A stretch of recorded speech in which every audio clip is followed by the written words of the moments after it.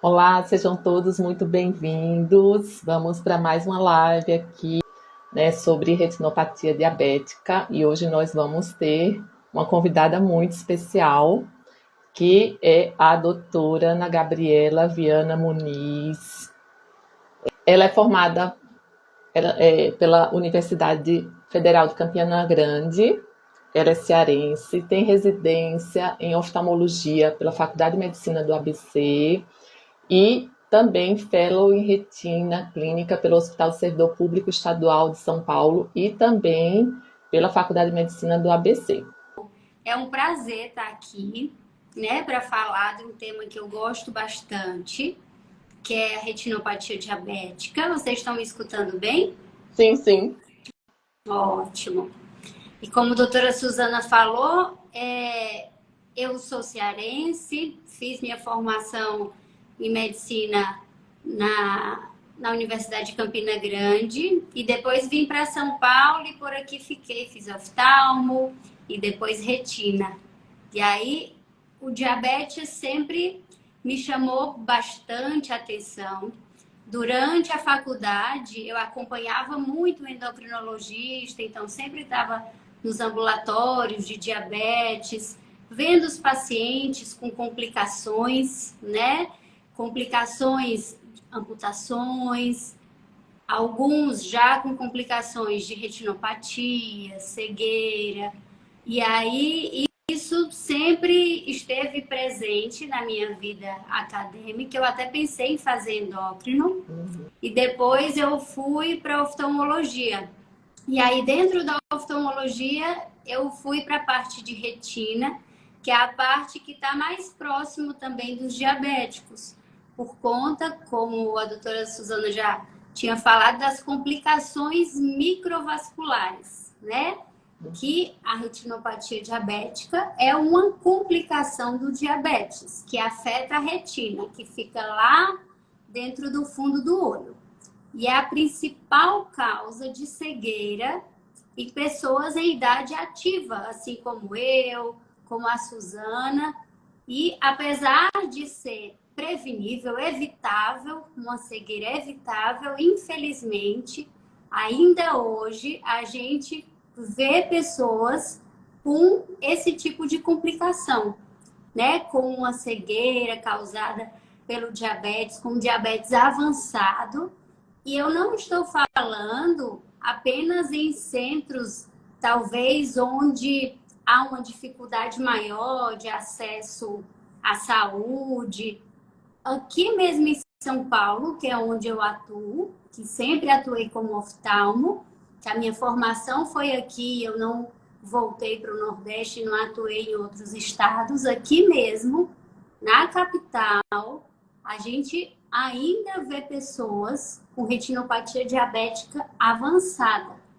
Então, assim, a internet e esses papos que a gente tem é uma forma da gente espalhar essa informação e quanto mais gente souber disso, como se cuidar, como se prevenir, como acontecer, como agir, né, quando tem diabetes, é uma forma da gente prevenir, diminuir o número de pessoas que chegam a esse estágio. Sim.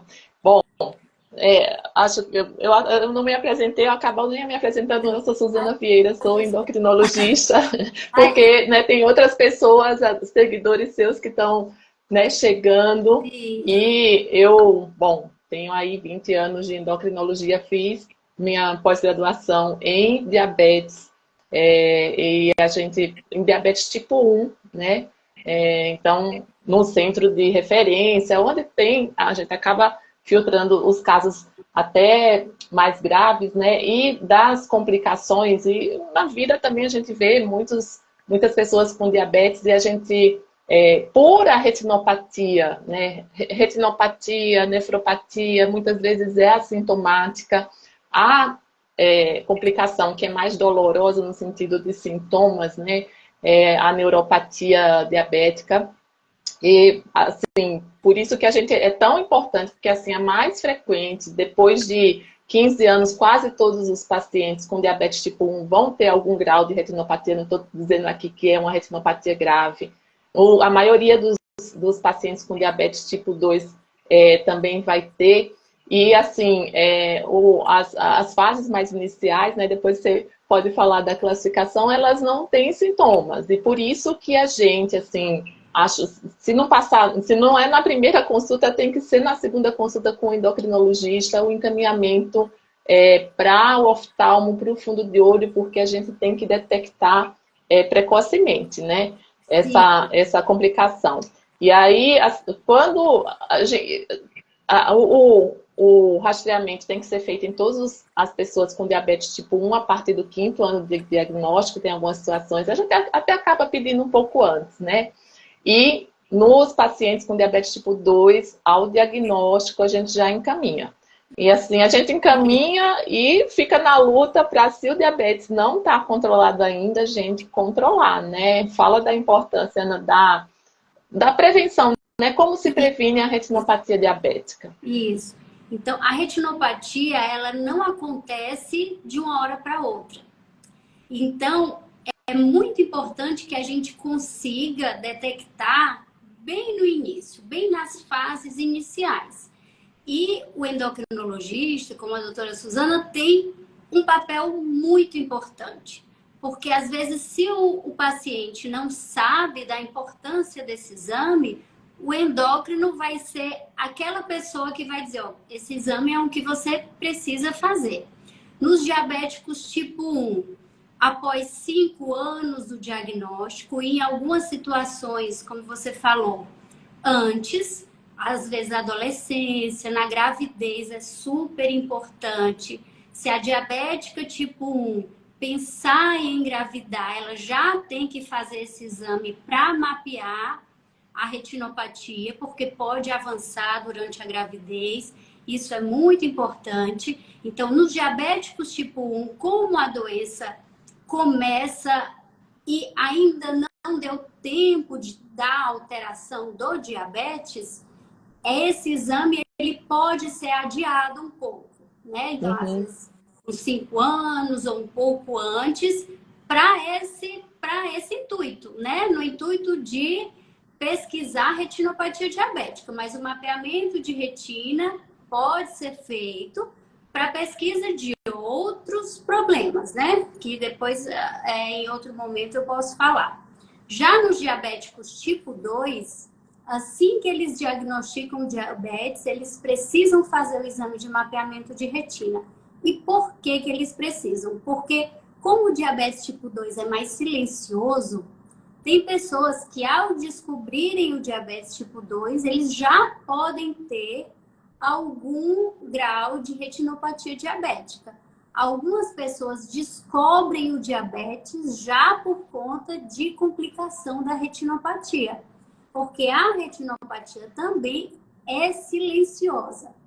Então, o exame e a detecção precoce, o exame regular, anual, que deve ser feito, é a melhor coisa para a gente evitar esses casos mais avançados. E o controle, assim, o que é fundamental, né? O controle glicêmico intensivo desde o diagnóstico. Quem controla de forma intensiva aqui, assim, é tentando deixar a hemoglobina glicada no alvo para o paciente, né? Isso pode variar um pouco. Desde o início, isso vai retardar e até evitar as complicações. Então, depois de muito tempo, já com um controle glicêmico ruim, a retinopatia pode se instalar e muitas vezes, né, ela não regride, né? Sim.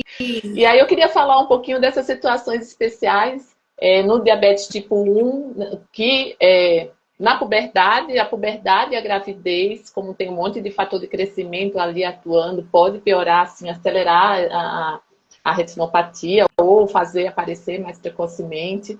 E nos pacientes também que estão cronicamente, de uma forma, né, aparentemente paradoxal, bem descompensados, a gente finalmente controla. Às vezes acontece muito em mulheres que vão gestar, elas sempre muito descompensadas, algumas, né? Algumas são, e aí para engravidar, a gente espera que ela tenha um controle glicêmico muito bom, senão ela tem uma gravidez indesejada e controla muito bem, e aí já são 2 fatores de risco na gravidez. O acompanhamento tem que ser intensivo, tanto na parte da endocrinologia quanto na oftalmologia, e as consultas não são, né, naturalmente anuais, aí vão... Como é que vocês marcam as consultas Então, nesses casos assim, com risco de progressão?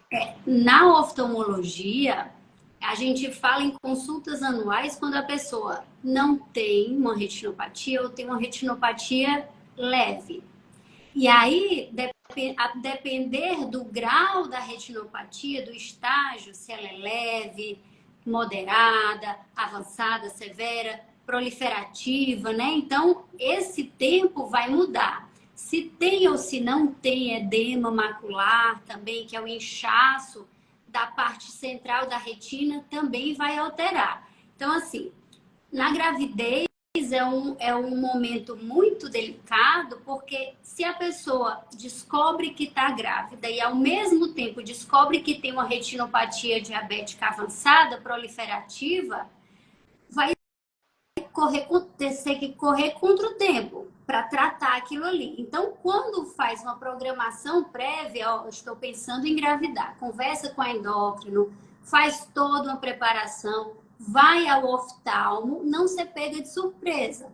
Porque teve um dia que eu atendi uma paciente que ela disse: eu não sabia que a gravidez poderia causar essa progressão. Então, quando a gente consegue, a gente tem tempo para tratar, aí é mais fácil. Mas quando é uma situação, é uma gravidez, precisa controlar, e a retinopatia está avançando, está descolando, como é que vai ser para operar, né?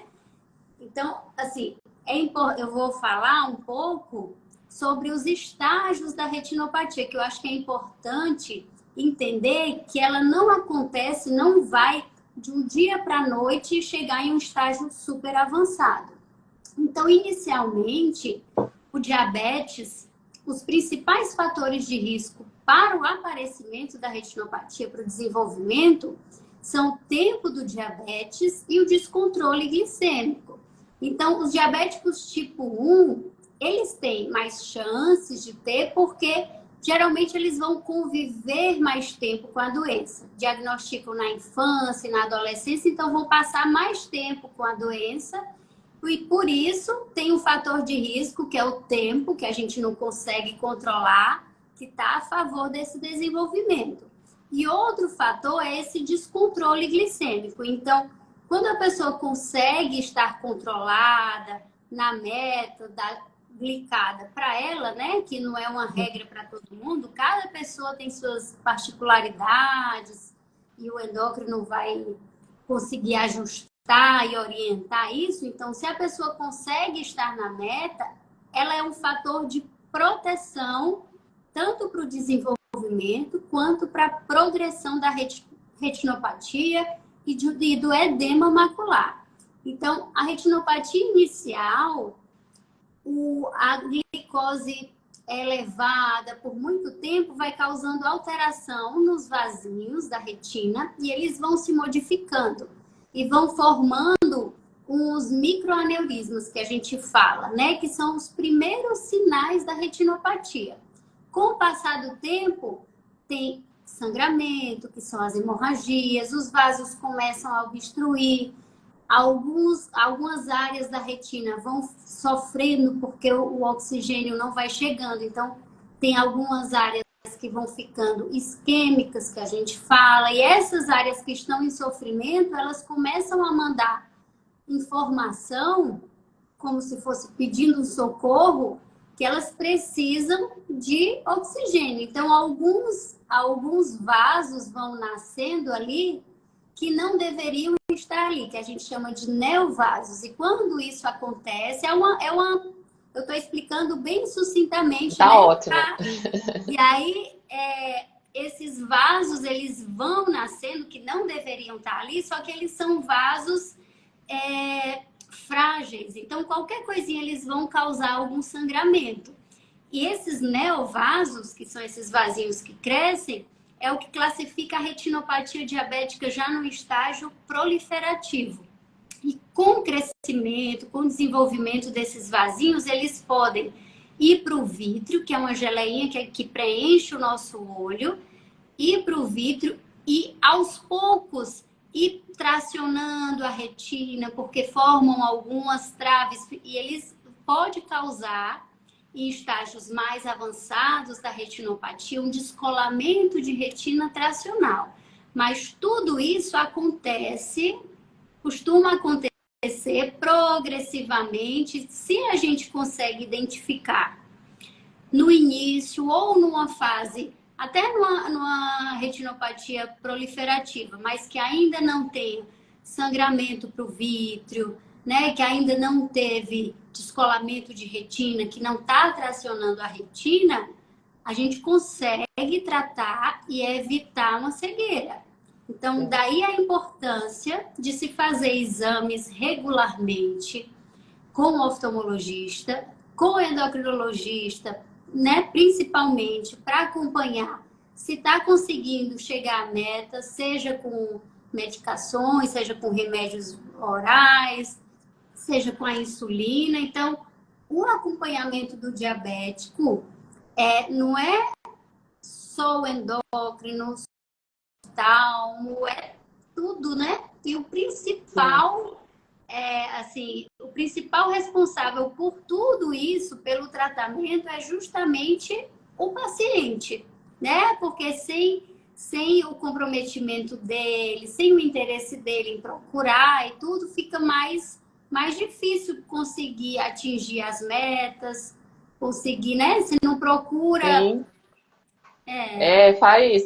Desde que eu me entendo por médica, né, que a gente forma a grande barreira, assim, o diabetes evoluiu demais, o tratamento do diabetes, né? Apesar do tratamento do diabetes ter evoluído, a gente ainda tem muita gente que não tem um bom controle e a questão da adesão ao tratamento ainda é, assim, o principal barreira para o controle que a gente tem.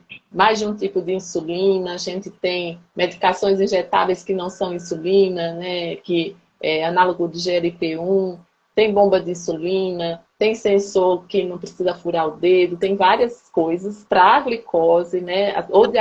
Quem tem diabetes tipo 1, a gente acaba ficando com mais atenção na glicose, porque ele acaba não tendo outros fatores de risco, mas para quem tem diabetes tipo 2, aqui eu queria destacar também que é um contexto, tem o controle da glicemia e da pressão arterial, então controlar de risco também. E os lípides, e aí vão entrar, esses são os clássicos que tem nas diretrizes, né? Claro que o peso, sedentarismo, fumo, esses aí fazem mal para os vasos em geral, e o olho é um reflexo do que acontece no corpo todo. Então, quem tem retina, provavelmente, quer dizer, quem tem néfro, provavelmente tem retina. Então, a gente até desconfia. Quem tem uma complicação e não tem outra, a gente até procura uma outra causa adicional, né? Então, é muito complexo, quer dizer, no sentido de tem que ser um acompanhamento complexo, não é só a glicemia. E mesmo, né, como a Ana estava falando, mesmo se a glicemia não estiver plenamente controlada, mas se já tiver com a retinopatia, tem coisa a ser feita para prevenir a progressão, né? E evitar a perda da visão, que é o principal objetivo nosso. Com certeza, isso. O importante é assim, hoje em dia, além da tecnologia em diabetes ter avançado muito, tanto no tratamento quanto no monitoramento da glicemia, tudo, a informação e o acesso à informação também avançou muito. Então, o que a gente está falando aqui vai chegar a um local que talvez a gente nunca conheça, nunca visite, Sim. né? Então, essa informação e a educação em diabetes é cada vez mais importante porque é parte do tratamento também, né? As pessoas com diabetes, elas precisam conhecer bem a doença e não deixar só para os médicos, para os nutricionistas, né? Para as Sim, outras pessoas entenderem a doença dela. Não, ela também pode entender a doença e saber a importância, né? Por que eu preciso controlar meu diabetes? Qual a importância disso? Qual a importância de eu visitar o oftalmologista pelo menos uma vez no ano para saber que está tudo bem ou que a gente pode esperar um ano para a próxima consulta? Se eu vou a sim, endócrino, se tem alguma coisa alterada que precisa ajustar, em quanto tempo eu vou... A gente tem que ter um comprometimento também, né? Nada é fácil, não é tão simples, com certeza não é, mas precisa saber que não está só. Tem que se aliar a pessoas que consigam ajudá-lo a atingir as metas e ter uma vida boa, uma vida com o diabetes, mas que seja de qualidade. Não é porque tem diabetes que a pessoa não vai ter uma vida boa, né? E a sim, visão sim. é uma coisa muito importante. Quando a gente imagina ficar sem a visão, a gente fica. Eu não consigo nem imaginar, né? Porque é uma coisa assim que 80% do nosso contato com o mundo é através da visão. E como é que a gente consegue imaginar ficar sem? E a retinopatia diabética é, assim, é tratável, tem tratamento. A cegueira causada pelo diabetes é prevenível, é evitável, com exames que a gente consegue fazer com um oftalmologista, né, especialista em retina de preferência. Em alguns locais que não tem especialista em retina, já existem trabalhos que dizem a importância, agora que tem a telemedicina, de fazer uma retinografia, que é uma foto do fundo do olho, e pode ser avaliado por um especialista em retina que esteja em outro local. Então, tem muitas coisas que a gente consegue fazer justamente para evitar que a cegueira pelo diabetes continue acontecendo. E a informação, a educação, né, a pessoa está orientada e a par de tudo que pode acontecer com ela, o que ela precisa fazer, o que ela precisa procurar, quais profissionais procurar, eu acho que é muito importante. Então, pessoal que está aqui na live, ou que vai, aqui é um recado para os futuros espectadores, né, seguidores, se você tem diabetes, peça para o seu endócrino ou pode procurar um oftalmologista para ver como é que está a sua visão. Pessoal que está aqui, tem alguma pergunta até agora? Querem fazer perguntas? Podem. Eu queria fazer uma pergunta aqui. Qual a diferença entre fundo de olho, mapeamento de retina? Você falou da retinografia, né? Sim. Na prática, na tua prática, assim, quando a gente pede, né? Endócrino pede. A gente pode, às vezes a gente pode. Hoje eu escrevo fundo de olho barra mapeamento de retina, que eu vejo que às vezes o oftalmo encaminha para outro local para poder fazer mapeamento de retina. O mapeamento de retina, ele não é feito por, às vezes, nem todo oftalmologista faz, né? Alguns que não fazem retina especificamente preferem encaminhar. No mapeamento de retina, a gente precisa dilatar a pupila para ver todo o fundo do olho. Então, a gente vai fazer realmente o mapeamento daquela retina. No fundo de olho, quando não coloca fundo de olho sob midríase, que também é o fundo de olho, que é a avaliação do fundo de olho sob dilatação.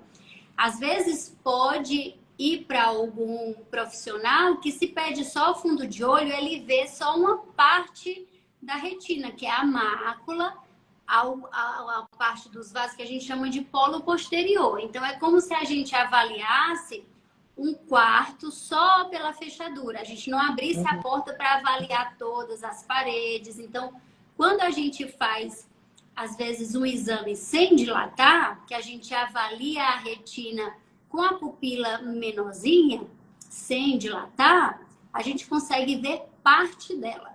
E às vezes Uhum. esse centro, ele está preservado. Pode ter uma retinopatia diabética proliferativa, que é aquele estágio mais avançado, e a mácula tá linda. Então, se a pessoa só vê um pouquinho da retina, ela pode passar, né, um diagnóstico que é uma coisa mais grave. Então, de preferência, esse exame para pesquisar retinopatia diabética deve ser feito sob dilatação. Então, uma vez uma familiar veio dizer, eu já, porque eu sempre fico. Alguém que é diabético precisa passar, precisa fazer o exame. Como eu moro aqui em São Paulo e alguns familiares moram no Nordeste, né? Tem a família do meu namorado que mora no Sul, eu sempre fico, olha, precisa fazer o mapeamento. E aí ela me falou, eu fiz exame, ele disse que estava tudo bem. E aí eu disse, mas ele dilatou? Mas não dilatou. Ele colocou lá e disse que está tudo bem. Eu digo, então vá procurar fazer sob dilatação.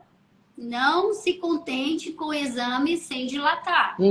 Porque o paciente que estava com o centro bem, a mácula bem, o polo posterior tinha, mas as alterações maiores eram um pouco mais distantes. Então, a pessoa não ia ver se não dilatasse. E esse exame mais cuidadoso, mais detalhado, é bom que dilate. Então, mapeamento de retina, quando a gente fala mapeamento de retina, a gente sabe que vai dilatar a pupila para mapear a retina em todos os pontos, até a periferia da retina. Não só uma parte dela. E muitos pacientes, né, assim, vão para o oftalmologista até porque o diabetes, por alteração, né, do cristalino, do tamanho, eles têm vão fazer, passou no oftalmologista, viu os óculos, não, é uma coisa muito específica, mapeamento, não é para mudar o grau dos óculos de jeito nenhum, né? Então, assim, foi no oftalmo. Eu nem sei se hoje é permitido que outro profissional faça a refração, né?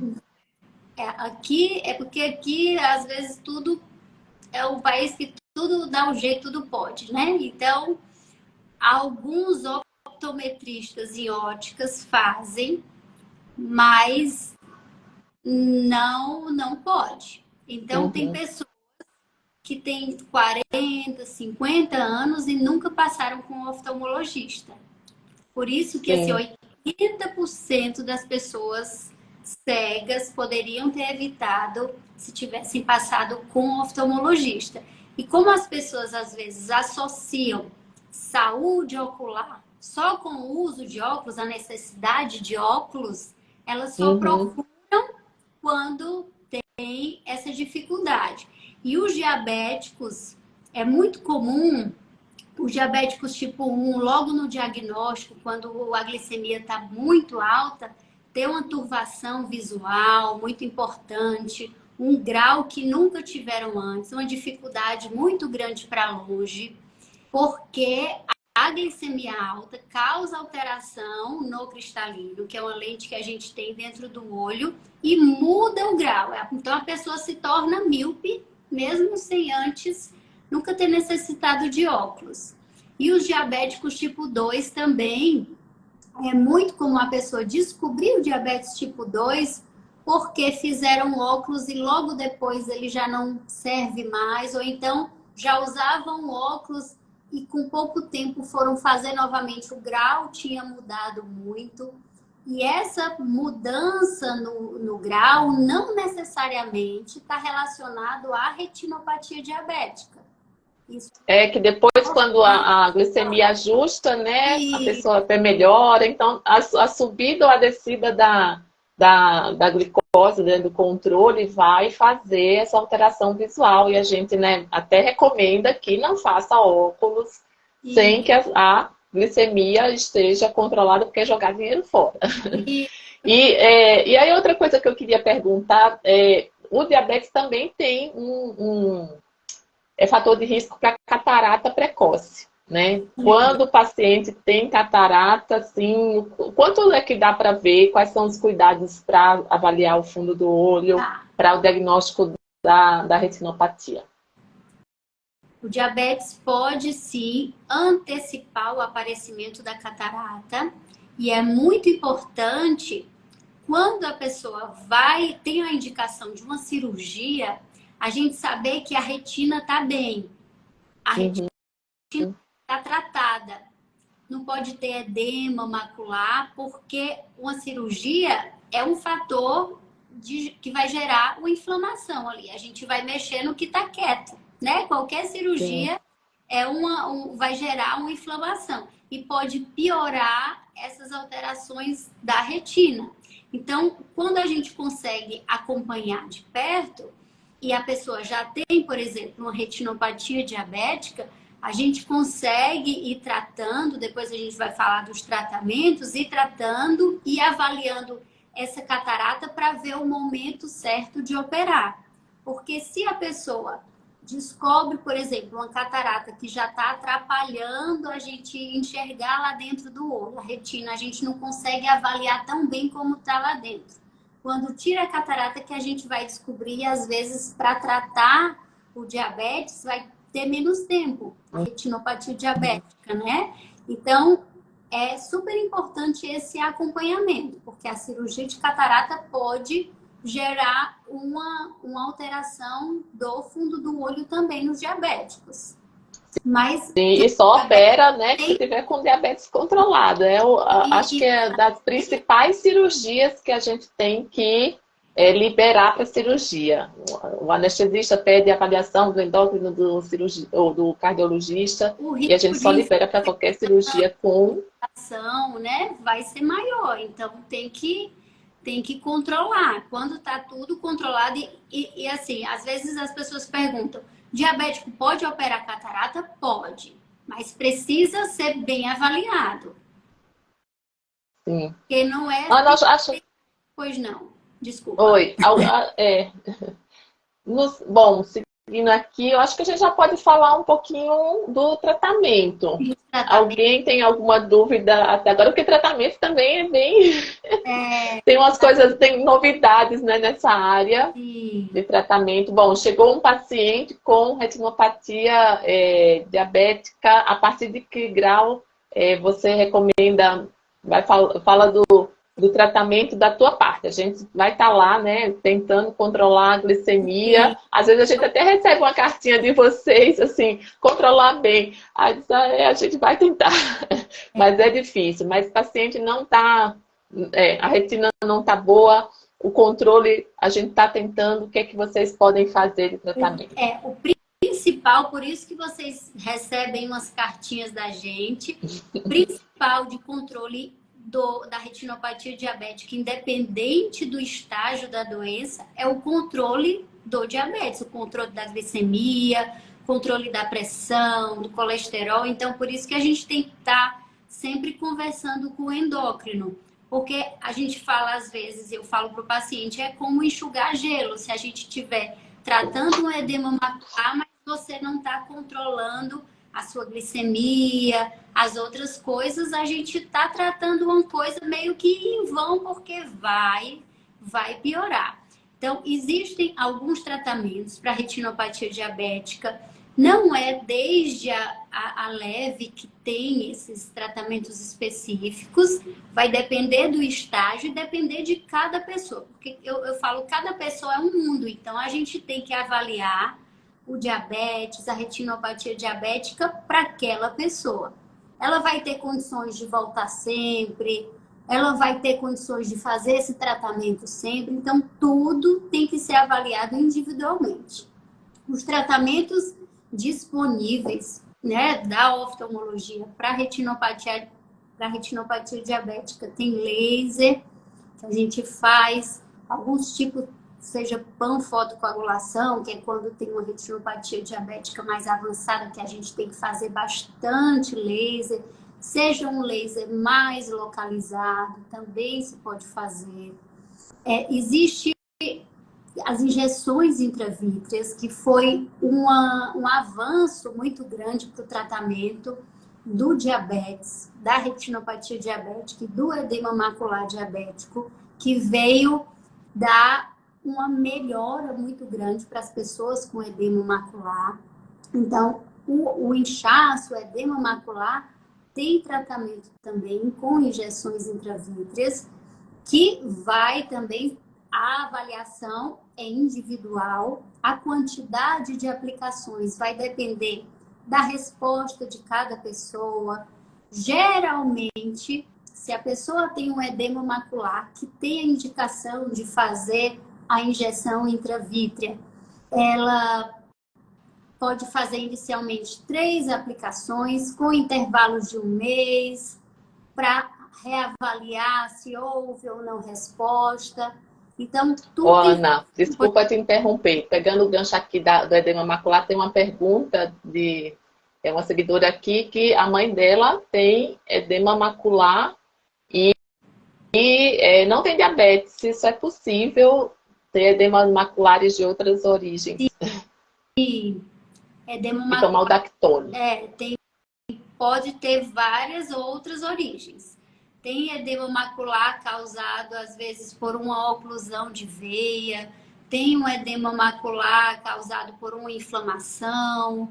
Tem edema macular causado por degeneração macular relacionada. Então, tem vários problemas que podem afetar a retina e causar um edema macular. E para cada um deles, tem que ser avaliado qual é a causa para ver o tratamento. E aí, voltando para o diabetes. Então, as injeções vieram com um avanço muito, muito grande, que tem tanto os antiangiogênicos quanto o tratamento com corticoide, que em alguns casos tem a indicação de fazer um corticoide, dependendo do tipo de edema, das características, né, do paciente também. E viu-se, né, em alguns estudos, que o tratamento com antiangiogênicos também consegue até regredir um pouco a retinopatia. Só que o que acontece é que tem que ser um tratamento sustentado e mantido. E às vezes, como esse tratamento com antiangiogênico é um tratamento muito dispendioso, muito caro, às vezes a pessoa não vai conseguir manter isso. Então, o laser ainda é o tratamento para a retinopatia diabética proliferativa avançada, quando ainda a gente consegue tratar para evitar que evolua, por exemplo, para um descolamento de retina tracional. E aí, quando tem uma hemorragia vítrea, que quando tem aqueles vasinhos que eu falei na proliferativa, que são mais frágeis e acabam sangrando para dentro do olho, para o vítreo, esse sangramento às vezes atrapalha o tratamento com laser.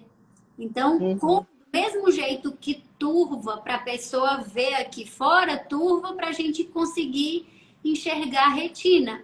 E dependendo do grau da hemorragia, se está turvando muito, se é um pouquinho, a gente vai ter que ir para uma cirurgia. Que aí vai precisar tirar esse vítreo, limpar essa hemorragia, e durante a cirurgia pode ser feito laser também. E havendo descolamento de retina, também tem cirurgia. Mas quando tem esses estágios mais avançados, um descolamento de retina tracional, é uma retina já muito alterada. Então, a chance de recuperação já é muito menor. Então, o nosso objetivo é que as pessoas não cheguem a esse ponto, né, de descolar a retina por conta de uma retinopatia. Então, a gente tem que tratar o quanto antes. Esse ano, eu atendi uns 2 pacientes que me marcaram mais, um diabético tipo 1 e um tipo 2, ambos com retinopatia diabética proliferativa. A visão quando a gente faz aquele teste de acuidade visual dos dois, excelente, para você ver que não é porque É sintomática, tem né? proliferativa que não pode ter uma visão, acuidade visual boa. Por isso que não pode esperar algum sintoma, algum sinal para procurar. Porque a pessoa pode ter, sim, retinopatia diabética avançada e está enxergando bem. Então é difícil, não Os pode. sintomas é quando sangra ou quando tem edema de mácula que o paciente se queixa, tirando esse que a visão é turva por conta da variação, só ele vai. O que é que Quando ele comenta? Que aparece um sangue na visão dele, no sangramento. pode ser aqueles pontinhos pretos que às vezes todo mundo, são os pontinhos pretos, é muito comum, nem procura. Tem paciente que eu diagnostiquei uma vez que ela chegou, apareceram uns pontinhos pretos que foram piorando e a minha visão agora tá ruim. E era uma retinopatia diabética avançada e ela não sabia que era diabética. Então, Uhum, casos mais raros. Mas esses pacientes que eu falei, eles tinham uma retinopatia diabética avançada, mas não tinham edema macular, porque o edema não faz parte da classificação do grau da retinopatia, uhum, né? E aí a gente começou o convênio, eu até solicitei para fazer um antiangiogênico, o convênio não autorizou, porque aqui só autoriza para edema macular, mas apesar da gente saber que se tem uma retinopatia avançada, essa injeção vai ajudar a estabilizar enquanto a gente tem tempo para tratar. Mas o convênio uhum. liberou. Ainda tem essas coisas que a gente tem que lidar, né? E aí eu disse, a gente está junto nessa. E a gente precisa segurar na mão e dizer, a gente está junto nessa. Chegou aqui, que bom que a gente conseguiu diagnosticar nesse momento. Se não foi antes, mas pelo menos que seja nesse momento, que ainda não tem hemorragia vítrea, que ainda não tem descolamento de retina, vamos começar a tratar. A gente vai, nem que você venha aqui todo mês, toda semana, a gente vai junto. E você precisa ir junto com o seu endócrino, regulando tudo, fazendo o esforço, e em alguns casos eu também mando a cartinha, se ele está muito, se chegou para mim já muito descompensado e diagnosticou já uma proliferativa, eu faço a cartinha. Tem, né, retinopatia Uhum. diabética proliferativa, a gente precisa controlar, mas não pode ser um controle também de uma hora para outra, porque aí pode progredir. Teve um estudo publicado agora que viu que se for leve ou moderada, não. Mas se for já avançada e proliferativa, aí a melhora rápida, né, desse controle pode causar o avanço. É, E aí a gente, eu até lembro que, assim, é né, sempre bom a gente, quando encaminhar, até escrever a hemoglobina glicada atual, né? Até, eu né? sempre Antigamente, pergunto, nossa, o que que vai ser feito? O oftalmo, né? A gente sabe, mas eles têm que saber eu, também por conta disso, ficar mais atentos.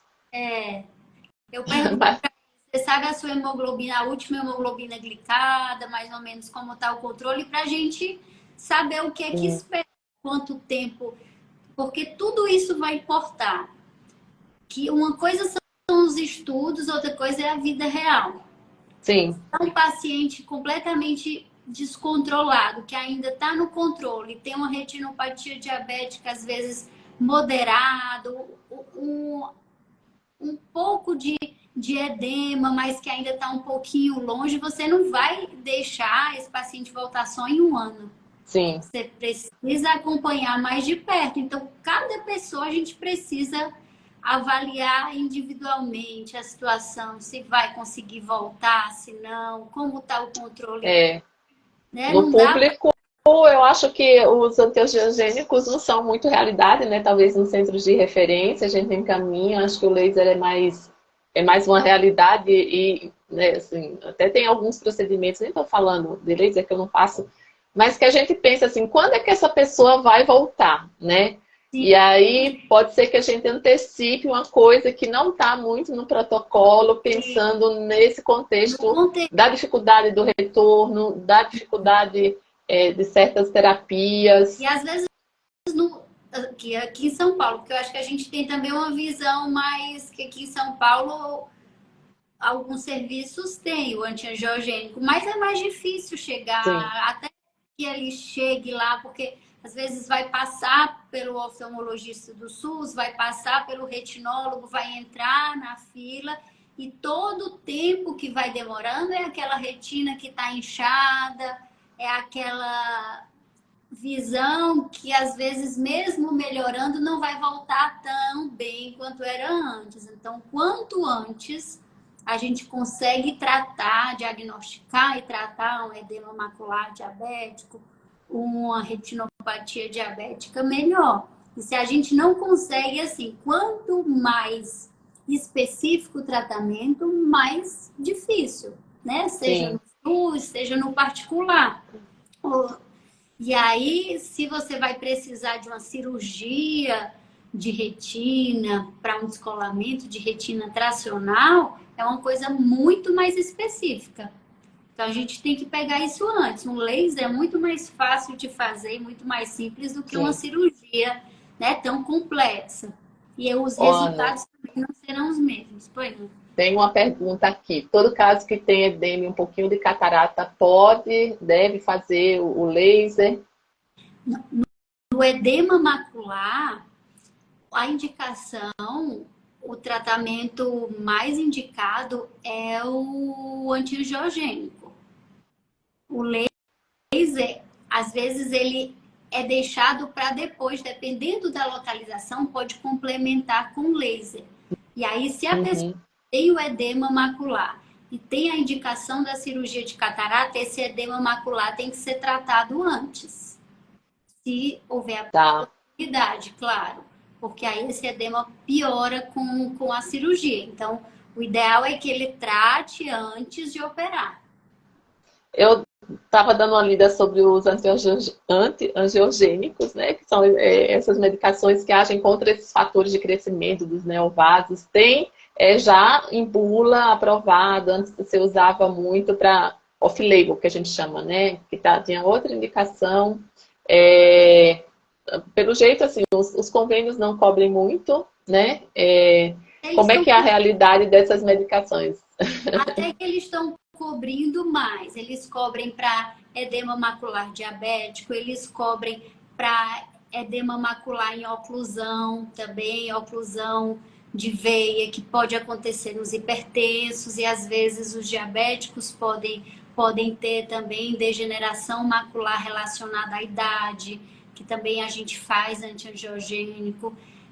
Os convênios eles dificultam um pouco, mas acabam liberando. Uhum. Aí a gente mandar os exames para ver direitinho. E a cirurgia, então, fica, A cirurgia, né, assim, casos infelizmente é um caso extremo, graves, assim, né? a da retina, são casos extremos. A maioria, os casos mais simples, a gente consegue acompanhar sem operar. A cirurgia de retina vai ser para casos no diabetes, casos em que há ou hemorragia vítrea persistente, porque em alguns casos pode sangrar. Tem uma paciente que eu estou acompanhando que ela está com hemorragia vítrea, mas não, ainda eu estou conseguindo fazer o laser nela. Então, Uhum. o quanto a gente conseguir segurar para não fazer a A cirurgia cirurgia. e É tratar. que, como você falou, né, uma agressão e às vezes é muito frustrante, eu vejo nos pacientes, né, que já tiveram sangramento, descolaram a retina, fizeram cirurgia e realmente eles não notam melhora da visão Isso. de forma substancial, né? E a Eles vão com muita esperança, mas eu vejo muita frustração em muitos pacientes. porque é isso, a frustração é justamente porque a cirurgia na retinopatia diabética, ela vai chegar quando já tem uma coisa muito avançada. Então, a melhora não vai ser tão importante, Sim. né? Então, o que a gente tem que fazer é fazer tudo para não chegar ao estágio de necessidade de cirurgia. E caso necessite, que seja feito tudo que for preciso, né? Uhum. Né, assim, a gente pode ter até uma visão, nossa, perdemos essas etapas, mas a cirurgia, né, como em outras doenças, né? A gente vai acompanhando clinicamente, quando não dá, faz cirurgia e resolve. Sei lá, me lembrei de um nódulo de tireoide que vai crescendo, crescendo, crescendo, e a gente faz cirurgia e resolve o problema, mas na Não, retinopatia, não. não. O objetivo é não fazer cirurgia, né? E até acho que por isso que os antiangiogênicos, porque o paciente não melhora, ele até deve ter um custo bem maior, né? Não sei se tem, mas enfim, tem um custo alto. Uma retina afetada pela retinopatia, que teve um descolamento, que teve já uma retina muito doente. Às vezes, estruturalmente, até pode ser uma cirurgia considerada. Foi um sucesso da cirurgia. Estruturalmente ficou ótimo, mas às vezes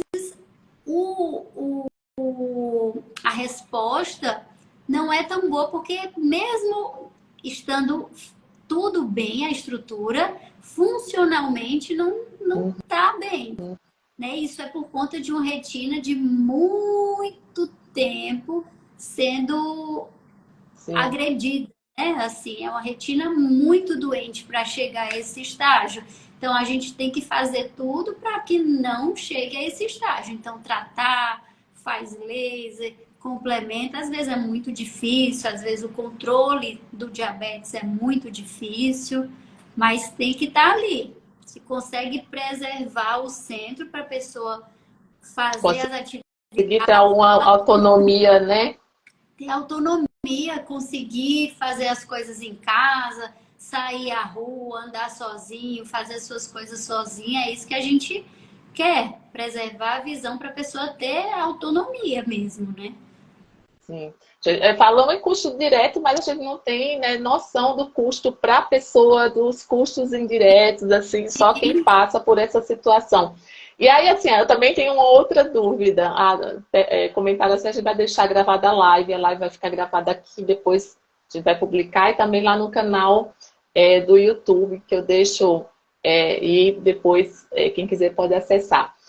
Quando, assim, o paciente está com um comprometimento sério da visão, né, coisas práticas, e a gente vê que uma melhora da visão, ele vai ter um comprometimento da autonomia. Quando é que seria um momento para a gente, ou vocês, né, comentarem de algum serviço em que ele possa ter uma autonomia maior com essa baixa visão? Não sei se eu estou falando em termos técnicos, sabe? Mas assim, para conseguir se virar com aquela visão que ele tem, já imaginando que seja uma visão muito comprometida e que a chance de melhorar seja muito baixa ou praticamente nula.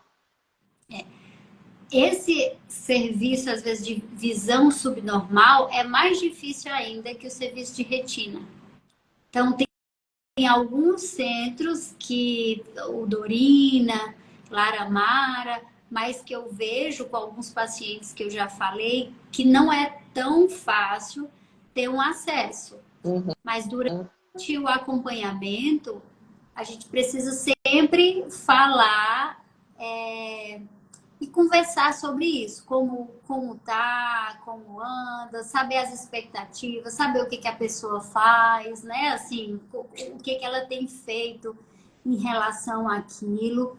Que às vezes essa parte assim de retinopatias mais avançadas, que precisam ir para a cirurgia, os cirurgiões, os retinólogos que são cirurgiões, né? Eu não faço a parte de retina, às vezes ficam com uma parte muito mais difícil, né? Porque quando Uhum. para eles, às vezes já está no estágio mais mais difícil. Mas eu acho que a construção da relação médico-paciente tem que ser durante todo o tempo, né? De saber como tá, se melhorou, se não melhorou, fez as injeções, está respondendo, agora parece que não tá tanto.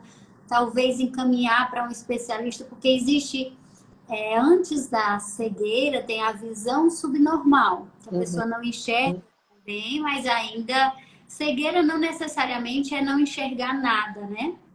Não é só, às vezes as pessoas acham que cegueira é só quem não enxerga nada, nem luz, não é bem assim. Então, antes da cegueira tem a visão subnormal também, que tem os oftalmologistas que fazem essa parte, são poucos, é bem mais Uhum. especialidade, bem pouco conhecida também, mas existem centros que ajudam em relação a isso. Ana, a gente já está quase 1 hora de live. Passa rápido. É verdade. Muito. Então, acho que a gente cumpriu aqui tudo que a gente tinha pensado em falar. Se alguém tem alguma dúvida, coloca aí, né, depois aqui nos comentários, quando a live for publicada, ou manda um direct pra gente. A Ana trabalha aqui em São Paulo também, como eu, né? Ana, você atende telemedicina também? Como é que é a relação telemedicina? É um pouco limitada na telemedicina, né? Que a gente não consegue examinar o paciente, tem muitos aparelhos. Às vezes tem pessoas que fazem telemedicina porque tem um consultório preparado, tem alguém ali examinando enquanto ele está vendo distante, mas na retina, a telemedicina, a gente consegue ajudar através desses exames, através de uma orientação também. Tem pessoas que moram em cidades que o acesso é mais difícil, querem uma orientação, qual exame eu preciso fazer? A gente pode solicitar, pode encaminhar exame para ver, para avaliar, ó, a gente precisa complementar com esse, pode fazer outro, pode pedir segunda opinião também.